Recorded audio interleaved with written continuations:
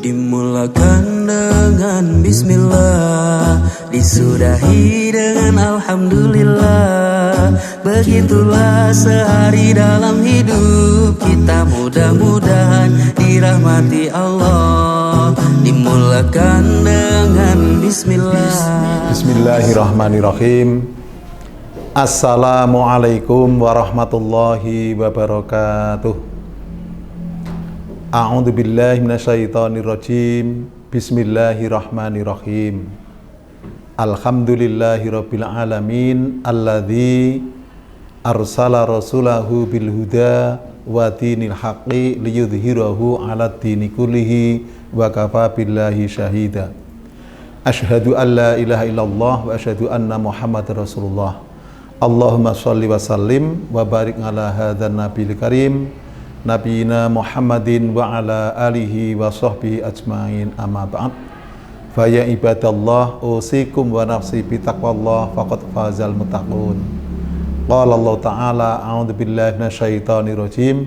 Ya ayyuhalladzina amanu taqullaha haqqa tuqatih wa la tamutunna illa wa antum muslimun. Shadaqallahul azim wa huwa asdaqul qailin.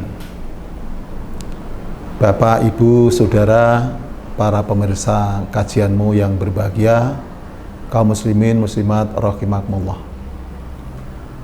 Mengawali kajian singkat pada kesempatan ini, saya mengajak pada seluruh pemirsa umumnya dan juga pada diri saya khususnya. Yang pertama dan yang utama, marilah kita senantiasa bersyukur pada Allah SWT. Allah yang maha pemurah, Allah yang maha pengasih, yang senantiasa melimpahkan nikmat karunia tiada terhingga banyak kepada kita semua. Dan alhamdulillah kita semua saat ini dalam keadaan sehat walafiat, tak kurang apa. Yang mudah-mudahan apa yang niat kita, apa yang kita laksanakan, semuanya senantiasa berada di dalam ridho Allah Subhanahu wa taala. Rahmat salam mudah-mudahan senantiasa terlimpahkan atas junjungan kita, uswah hasanah kita, Nabi Muhammad SAW beserta seluruh keluarganya, sahabat-sahabatnya, juga semua hamba dan berikutnya yang istiqomah atas sunnah-sunnahnya sampai akhir zaman, dan mudah-mudahan kita termasuk di dalamnya. Ibu, bapak, saudara, dan pemirsa yang saya hormati, kaum muslimin dan muslimat rahimakumullah. Di kesempatan ini akan disampaikan kuliah singkat dengan tema berbahagialah kita yang bertakwa kepada Allah SWT, sebaliknya celaka dan binasalah orang-orang yang kafir. Jamaah yang saya hormati, di dalam surah Ali Imran ayat yang ke-196, 197 dan 198 itu Allah menyatakan, a'udzubillahi minasyaitonirrajim, la yaghurrannaka taqabbul ladzina kafaru bil bilad mata'un qalilun thumma ma'mun jahannam wa bi'sal mihad. Lakinnal ladzina taqaw rabbahum lahum jannatun tajri min tahtiha al-anharu khalidina fiha nuzulan min indillah wa ma indallahi khairul abrar. Janganlah engkau terperdaya tentang sikap, perilaku, dan tindakan orang kafir di muka bumi ini. Itu hanyalah kesenangan yang singkat, yang sedikit. Kemudian nanti tempat tinggal mereka adalah neraka jahanam, dan jahanam itu adalah seburuk-buruk, sejelek-jelek tempat tinggal. Tetapi bagi orang yang bertakwa kepada Allah, bagi mereka adalah surga yang mengalir di bawahnya berbagai sungai, yang mereka kekal di dalamnya sebagai pahala dari Tuhannya, dan bagi mereka adalah sebaik-baik nikmat yang diberikan Allah pada mereka. Jamaah yang berbahagia, muslimin muslimat rahimakumullah. Orang kafir memang oleh Allah diberikan keleluasaan yang luar biasa untuk melakukan makar mereka, rencana mereka, dan segala kesenangannya. Kalau di dalam surah Yunus yang ke-78 itu digambarkan atau didiskusikan oleh Allah bahwa mereka itu adalah mempertukarkan apa yang mereka senangi dan mereka tidak mau diatur sedemikian rupa. Sehingga apapun yang mereka inginkan, yang jadi hasrat, keinginan mereka adalah semua terlaksana karena hidup mereka adalah secara hedonisme, hanya mempertukarkan tentang keinginannya. Silahkan saja, itu adalah pilihan mereka orang kafir, dan oleh Allah tadi diberitakan itu pada kita semua. Memang begitulah sikap dan perilaku orang kafir yang sedemikian leluasa di muka bumi ini. Mereka sudah bertindak bahkan menghalangi berbagai macam kebaikan dan dakwah atau risalah Islam, sehingga mereka merasa senang, mereka merasa puas, bahkan sudah ridha sekali dengan kehidupannya dunia ini. Tapi Allah mengatakan, mata'un qalilun, itu hanyalah kesenangan yang amat sangat singkat, yang amat sangat sedikit bagi mereka. Karena berapa banyak atau berapa lama kehidupan dunia itu, Nabi mengatakan bahwa umur umatku itu hanyalah antara 60 sampai dengan 70 tahun. Kalau ada yang lebih, itu hanyalah sedikit sekali. Demikian pula yang kurang juga sedikit sekali. Sedangkan akhirat adalah tidak terhitung. Nabi itu menggambarkan bahwa akhirat bila digambarkan atau dibandingkan dengan kehidupannya hanyalah seperti engkau memasukkan ujung jarimu ke samudera lepas, ke lautan lepas. Lalu engkau angkat jari yang kau celupkan itu, maka setetes air atau air yang menempel di jari, itulah dunia yang diberikan oleh Allah kepada seluruh alam semesta dari awal sampai akhir. Sedangkan lautan lepas yang tidak terkira banyaknya itu, itulah akhirat. Sehingga apabila logika ini dah kita pahami betapa dunia sebenarnya dah sangat hina dina yang bila dibanding dengan akhirat, apalagi dilihat dari segi durasi waktunya, maka nggak ada apa-apanya. Nah, itu adalah gambaran singkat tentang keadaan orang kafir. Itu adalah di dalam memperturutkan keinginan dunia seperti itu. Maka berbahagialah orang yang bertakwa. Allah mengatakan tadi bahwa tetapi bagi orang yang bertakwa, bagi mereka adalah surga yang mengalir di bawahnya berbagai sungai, yang mereka kekal di dalamnya selama-lamanya, dan itu adalah pahala, itu adalah karunia dari Tuhan mereka, dan mereka akan senantiasa berada dalam kenyamanan, kesenangan, kebahagiaan sepanjang masa. Kalau di dalam surah Yunus yang ke-9-10 itu, kelanjutan itu digambarkan Allah adalah mereka itu di dalamnya itu ada senantiasa mendapatkan salam dari para malaikat, kemudian mereka adalah senantiasa bertasbih kepada Allah, bahkan ucapan mereka adalah senantiasa ucapan yang bagus. Jadi Allah mengatakan dakwahum fiha subhanakallahumma wa tahiyyatuhum fiha salam wa akhiru dakwahum anilhamdulillahi rabbil alamin. Doa mereka kepada Allah dalam surga itu adalah dengan lafal subhanakallahumma, kemudian salam penghormatan untuk mereka penduduk surga itu adalah dengan salam, dan akhir doa mereka diakhiri ditutup dengan lafal alhamdulillahirabbil alamin. Betapa indahnya gambaran Allah bagi orang yang berada surga, itulah orang yang bertakwa.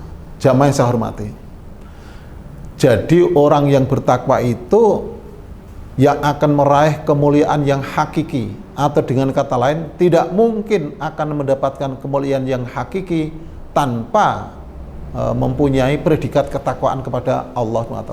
Sedang takwa itu hanya dapat diraih lewat ibadah dengan sebaik-baiknya, dan ibadah itu sendiri adalah merupakan tugas utama bagi manusia tercipta di dunia.